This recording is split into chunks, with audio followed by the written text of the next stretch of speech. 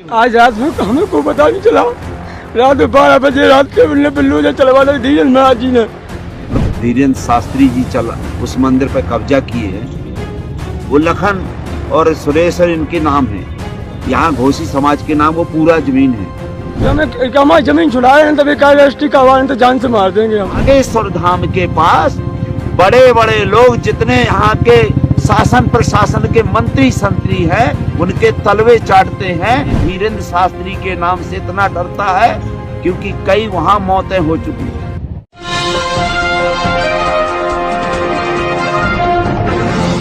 साथियों नमस्कार, मैं हूं नीरज पटेल और आप देख रहे हैं नेशनल जनमत। ओबीसी महासभा ने ठाना है बागेश्वर धाम की दुकान बंद कराना है। ओबीसी महासभा के विभिन्न कार्यक्रमों में मंचों से इसी तरह के नारे दोहराए जाते हैं। ओबीसी महासभा के एक अहम पदाधिकारी आरडी प्रजापति ने तो बकायदा बागेश्वर धाम के खिलाफ मोर्चा खोल करके रखा है। हाल में ही वो छतरपुर में कुछ लोगों के साथ धरना प्रदर्शन करते हुए देखे गए। धरना इस बात को लेकर के था कि उनके साथ जितने भी घोसी समाज के लोग बैठे हुए हैं, उनकी जमीन पर अवैध रूप से बागेश्वर धाम वाले धीरेन्द्र गर्ग शास्त्री और उनके भाई लोकेश गर्ग शास्त्री कब्जा करवा रहे हैं। क्या हो गया था साहब? अरे आज मशीन चलाया रात के हमारी पूरी चला रही, हम जान संभाल धमकी दे घर में धमकी दे रजिस्ट्री करवाए तो हमें जान से मारने। तुम्हें ये जमीन किसकी है? हमारे लखन सिंह बाप की और शगुन सिंह बाप की। रजिस्ट्री करवाए जान से मारने में, जान से मारने की घटना ये घटी है कि उन्होंने रात में बिल्लू जो चलवा दिए रात में 12 बजे ले आके। अच्छा, आगे से कुछ बताया नहीं है। हाँ। एकाएक मशीन लगा के हमारे ढाबा गिरा दिया है। ये कोई धमकी देता है कि हमारे नाम कराओ नहीं तो हम जान से मार देंगे। धीरेन्द्र शास्त्री जी उस मंदिर पर कब्जा किए हैं। वो लखन और सुरेश इनके नाम है। यहाँ घोसी समाज के नाम वो पूरा जमीन है।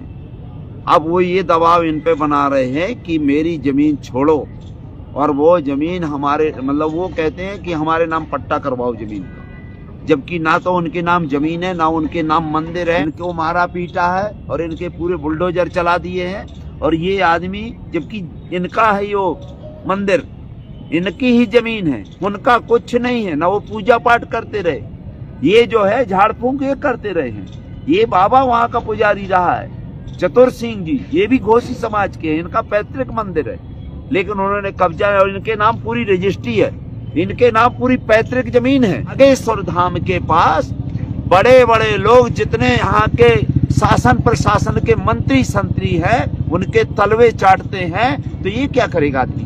पूरे भारत में कोई भी बागेश्वर धाम के नाम से, धीरेन्द्र शास्त्री के नाम से इतना डरता है क्योंकि कई वहाँ मौतें हो चुकी। बागेश्वर जो वहाँ मंदिर गढ़ा में बनाए हुए हैं, पूजा पाठ करते हैं, देश विदेश से लोगों को चुटिया बनाते हैं।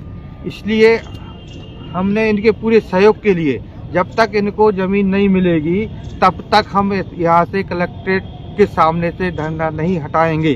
पूरा मामला बागेश्वर धाम से जुड़ा है। ग्राम सभा का नाम है गढ़ा, थाना का नाम है बमीठा, छतरपुर। इन तमाम लोगों का संतोष सिंह घोष, लखन सिंह घोष, सुमेर सिंह घोष एक ही परिवार के हैं तमाम लोग। इनका आरोप है कि हमारा खसरा नंबर 229, जिस पर पहले बागेश्वर धाम की नियत गलत थी, किसी काम के लिए हमसे कहा कि हम यहां मंडप लगवा लेते हैं। धीरे धीरे धीरेन्द्र कृष्ण शास्त्री ने अपना दरबार लगाना भी यहीं शुरू कर दिया और अब इनके आसपास जो इन लोगों ने अपने ढाबे दुकान बना रखी थी, किसी तरीके से जीवन यापन करने की व्यवस्था कर रखी थी, देर रात में बुलडोजर बुला करके वो तमाम जगह तोड़ दी गई। बोले के मंडप बना लेंगे, मंडप बांधे रही। तो बोले के एक बात हो तो एक बात हो, तो धीरेन्द्र महाराज बोले मतलब अंगली जग में सो कह ठीक है बना ले। गाँव के बोले के बना ले दो, सुबह दे दो कभी बना लो, खाली कर दे। इसके बाद अपने आप मतलब मंडप गए चागाओ उनसे क्या कह हारेगा महाराज मिटा लो आप, हाँ फिर दुकानदारी देखन दो। बोले हाव फिर अपने आप गए चागाओ उनने मिटाओ लिया और जैसे मंडप गिरो सोने का फंक्शन लगा दे। संतोष सिंह घोष का आरोप है कि जब इससे पहले धीरेन्द्र कृष्ण शास्त्री ने अपने प्रभाव का इस्तेमाल करके पटवारी द्वारा हमारी टपरी तोड़वाई थी, तब हम राजनगर कोर्ट गए थे और कोर्ट से इस खसरा नंबर 229 पर स्टे मिला हुआ है। फिर भी मुझे मेरे भाई को बुला करके धमकाया गया और एक बेहद महत्वपूर्ण बात कही गई, तुम जिनसे शिकायत करते हो वो हमारे चरणों में पड़े रहते हैं। बिल्कुल ठीक बात कही है और हकीकत है कि इस परिवार को जल्दी इंसाफ नहीं मिलेगा। इंसाफ मिलना तो छोड़िए, किसी स्थापित या कॉरपोरेट दलाल भांड मीडिया में हिम्मत नहीं है कि इस खबर को दिखा तक सके। मैं नहीं कह रहा हूं कि जो ये आरोप लगा रहे हैं वो सही हैं, लेकिन एक पक्ष है, इनके घर बुलडोजर से रात में गिरवाए गए हैं, ढाबे गिरवाए गए हैं, तो कहीं ना कहीं मामला तो बनता है। तो आप दोनों पहलू दिखाइए, मगर बागेश्वर धाम से जुड़ी हुई है और बागेश्वर धाम वाले की तस्वीरें आप देख रहे हैं, वहां के गृह मंत्री के साथ हैं, अन्य मंत्रियों के साथ हैं, केंद्रीय मंत्री नितिन गडकरी के साथ हैं और वहां के आला अधिकारियों के साथ हैं। इसलिए बागेश्वर धाम वाला अगर कह रहा है कि तुम जिनसे शिकायतें करते हो वो हमारे चरणों में पड़े रहते हैं, तो गलत नहीं कह रहा है। मारने की धमकी भी दे रहा है और कह रहा है कि यहां से छोड़ के चले जाओ, वरना तुम कहीं भी कंप्लेंट करते रहो, हमारा कुछ नहीं बिगड़ना। नेशनल जनमत से बातचीत करते हुए आरडी प्रजापति जी ने बताया कि 6 नवंबर को, क्योंकि मैं कुछ प्रोग्राम पहले से दे चुका था, वरना मैं पूरी तरीके से इस परिवार के साथ अनिश्चितकालीन हड़ताल पर बैठा रहता, लेकिन 6 नवंबर को ये तमाम कार्यक्रम निपटाने के बाद मैं फिर से इस परिवार के साथ धरने पर बैठूंगा और इनको इंसाफ दिलवा के रहूंगा। ओबीसी महासभा के महेंद्र सिंह लोधी ने कहा कि इसी तरीके से लोगों को मूर्ख बना करके, बरगला करके बागेश्वर धाम ने अपनी ताकत बढ़ाई है, लेकिन ओबीसी महासभा पूरी तरीके से इन परिवारों के साथ खड़ी है और इस धरना स्थल पर ओबीसी महासभा के पदाधिकारी समय समय पर जाकर इस परिवार का समर्थन करेंगे।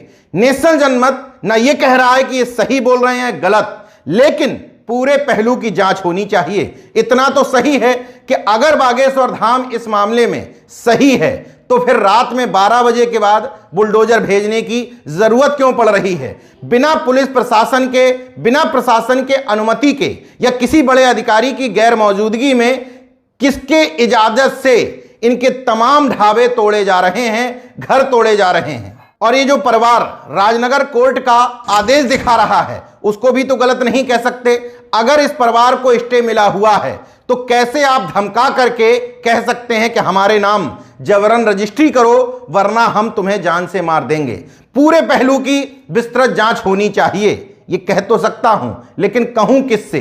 किसकी हिम्मत है मध्य प्रदेश में कि इन तमाम बाबाओं के खिलाफ, ये तो खुद कहता है कि मैं बाबा नहीं हूं, ढाबा हूं, इस तरह के लोगों की जांच करवा सके? जहां मंत्री, शासन प्रशासन नीचे बैठ करके, हाथ जोड़ करके इनकी भक्ति में लीन रहता हो, वहां किससे इंसाफ की गुहार लगाई जाए? फिर भी देखना होगा कि ओबीसी महासभा के समर्थन के बाद यह मामला तूल तो पकड़ा है, कहां तक पहुंचता है, इस परिवार को क्या इंसाफ मिलता है, मुझे इसमें संदेह है। लेकिन इतना तय है कि ओबीसी महासभा के मुखर होने के बाद इस बागेश्वर धाम के खिलाफ जो लोग पहले आवाज नहीं उठाते थे, अब मुखर होकर के खड़े होने लगे हैं। उनको ओबीसी महासभा का साथ मिलने लगा है कि अगर बाबा तुम्हें डराएगा, धमकाएगा, गलत तरीके से सताएगा तो हम तुम्हारा साथ देने के लिए तैयार हैं। दुकानदारी एक दिन में खत्म नहीं होगी, लेकिन लोगों का हौसला बढ़ा है और लोग खुल करके इस फ्रॉडगिरी के खिलाफ बोलने लगे हैं। देखते रहिए नेशनल जनमत, जागरूक और सजग बने रहिए। जय विज्ञान, जय संविधान, जय लोकतंत्र। धन्यवाद।